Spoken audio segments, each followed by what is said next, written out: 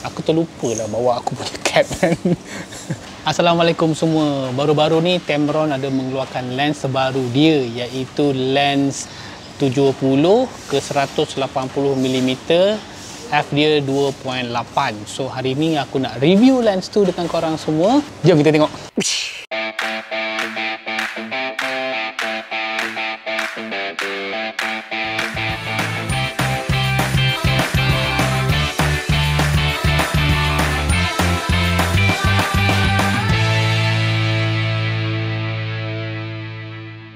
Untuk makluman korang, hari ni aku ada dekat Jalan Alor, Bukit Bintang. Tempat ni dah open dan hari ni pagi ni memang tak ramai orang lah. Memang clear untuk buat photoshoot pun semua terbaik lah. Ini yang aku nak. Okay, so untuk hari ni sebenarnya aku bersama dengan kawan aku. Sebenarnya kalau korang tahu, lens ni bukan lens aku. Aku pinjam dari kawan aku, nama dia Koi. Jom nak tengok siapakah Koi yang dicakapkan. Ini ialah Koi. Assalamualaikum.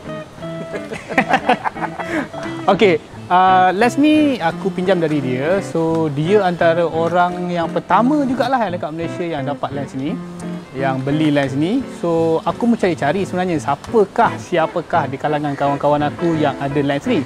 So hari tu aku nampak dia ada share gambar dan dia cakap dia pakai lens 70-180mm. Aku pun wow.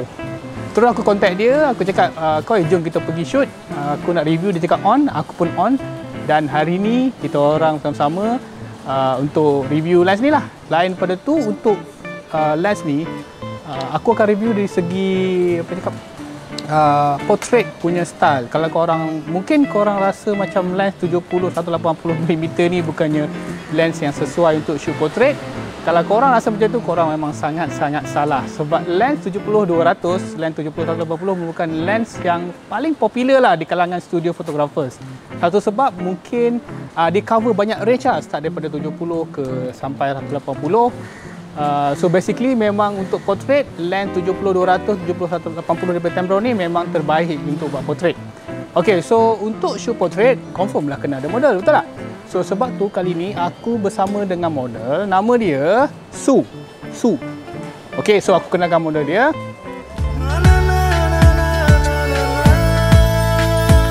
So sekarang kita orang tengah set up sikit beberapa benda. Kejap lagi aku nak shoot dan aku akan share korang pasal lens ni lah.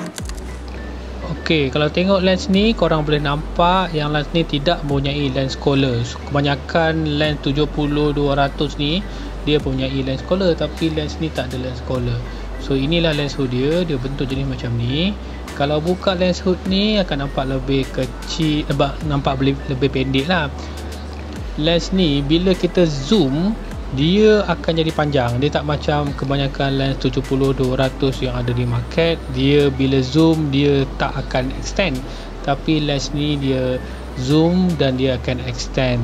So bila dia buat macam tu, kelebihannya ialah dia akan nampak lebih kecil dan nampak lebih ringan lah. Semua bila zoom tu dia akan jadi panjang macam tu. Itu je lah exactly bezanya. Tapi kelebihan bila kita ada lens yang macam ni, bila kita simpan dalam bag, dia tak adalah menggunakan ruang yang besar. Dan kita boleh menggunakan bag yang kecil, kita boleh menggunakan bag yang compact. Filter size depan ni dia menggunakan 67mm. So basically memang sangat-sangat size yang sangat ideal lah untuk letak filter dekat depan ni. Filter yang size 67mm ni dia tidaklah mahal sangat. Jadi senanglah kita nak beli filter, dia tak ada mahal sangat. Untuk orang-orang yang shoot landscape memang dia suka letak filter kat depan ni. Jadi ini satu advantage yang baguslah untuk landscape photographer.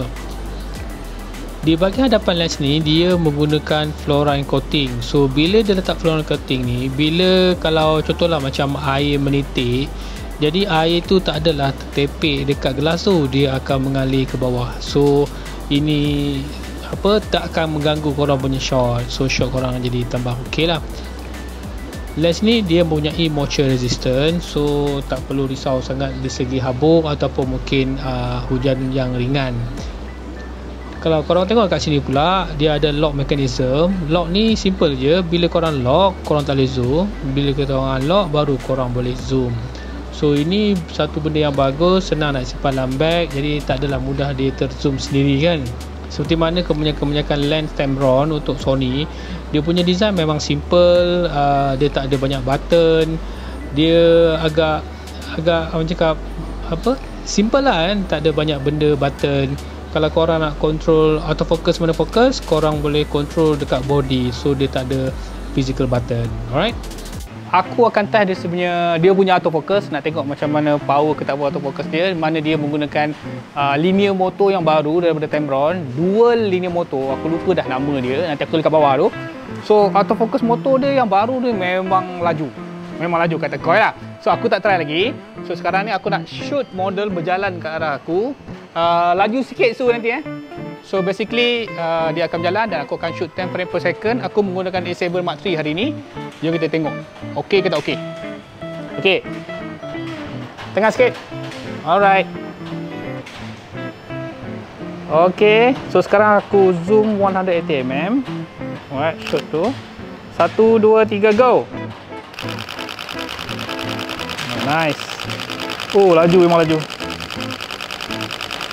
Oh, autofocus dia memang laju. Memang laju. Aku rasa macam pakai Sony lens. Itu macam aku ada sebut lah sebelum ni, aku ada review lens 85mm 1.8.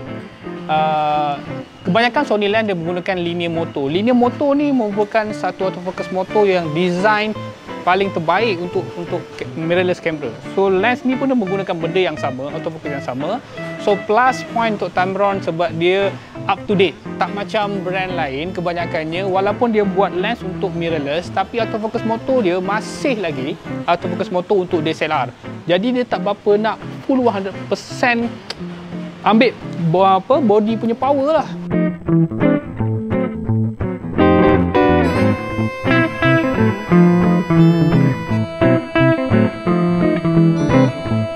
Okey, so lepas ni aku nak test zigzag pula. Kita suruh model jalan zigzag, kita nak tengok. Sebab zigzag ni mencabar, memang sangat-sangat mencabar. So nak tengok macam mana keupayaan lens ni, boleh tak autofocus motor dia catch up dengan model jalan zigzag. Okey, jom. Stand by. 3, 2, 1, go. Nice. Okay, good. Aku tak berapa nak show sangat, right? Macam mana hasil dia.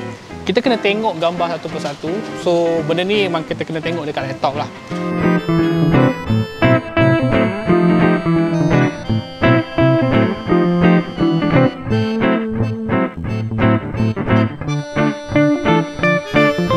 Satu sebab kenapa saiz dia boleh kecil dan juga ringan. Dia tak ada optical steady shot. Dia tak ada image stabilization. So sebab itulah dia boleh buat lens ni bersaiz lebih kecil dan ringan. So basically lens ni bergantung 100% dekat Sony punya in-body image stabilization. So apa yang aku akan buat sekarang ni, aku nak shoot video handheld. So nanti kita tengok hasil dia okey ke tak okey. So aku akan shoot 70mm, lepas tu aku akan zoom ke 180mm. So nanti korang akan tengoklah macam mana hasil dia, sama ada dia betul stable ataupun tak. Okey, so sekarang 70mm. So aku zoom sikit pergi 100mm. Alright, dan sekarang 135mm. Macam overexpose, kurangkan sikit.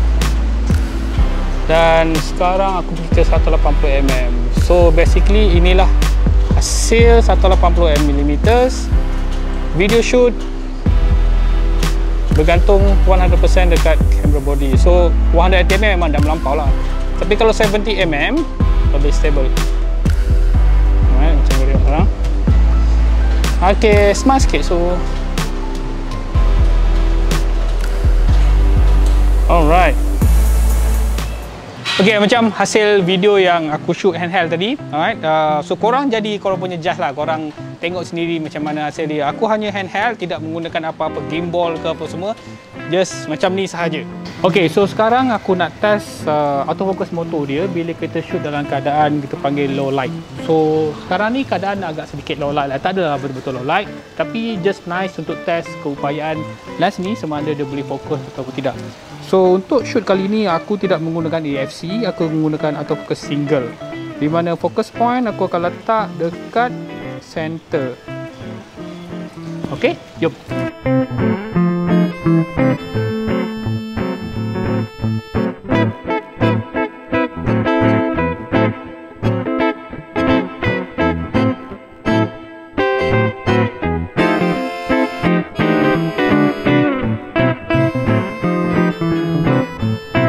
Bagi aku, focusing memang okey, memang laju. Dalam keadaan low light macam ni, dalam keadaan cahaya yang tidak berbanyak, dia punya autofocus motor boleh fokus dengan baik, dengan cukup bagus tanpa ada masalah. Right, so basically sekarang aku nak test dari segi sharpness subjek dekat corner. So kita nak tengok macam mana keupayaan lens ni boleh fokus dengan baik atau tak dekat corner, sama ada sharp ataupun tak sharp dekat corner. Jom.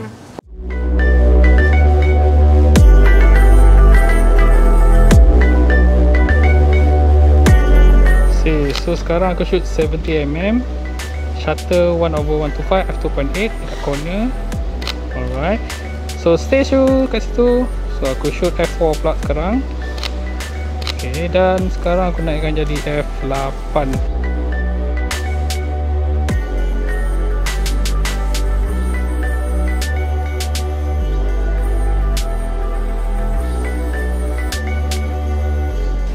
Satu benda yang menarik, yang best dengan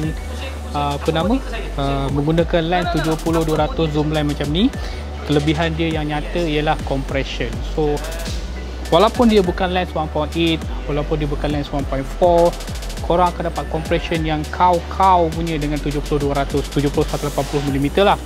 So aku nak tunjuk kat korang macam mana dia punya 180mm dia punya compression. Alright, jom. Okay, yang ini sekarang aku shoot 200mm. Orang boleh nampak dia punya compression. Okay, nanti nak lalu. Okay, so gambar-gambar ni semua yang korang tengok, dia kalau kita pakai 200mm, dia punya compression memang kau habis. Next aku nak buat ialah aku nak shoot apa panggil, close up. Kelebihan lens ni ialah dia boleh close up sangat-sangat dekat. Tu memang baru dah jadi macam macro lens, tapi dia punya ratio dalam 1/4.6 dah menghampiri macro punya capability lah. Basically memang sangat-sangat best di segi close up. Jom aku nak shoot close up mata model. Jom. So untuk shoot mata basically memang kena dekat, sebab lens ni dia punya minimum focus distance memang sangat-sangat dekat. So untuk shoot ni aku akan shoot panggil apa nama, manual focus.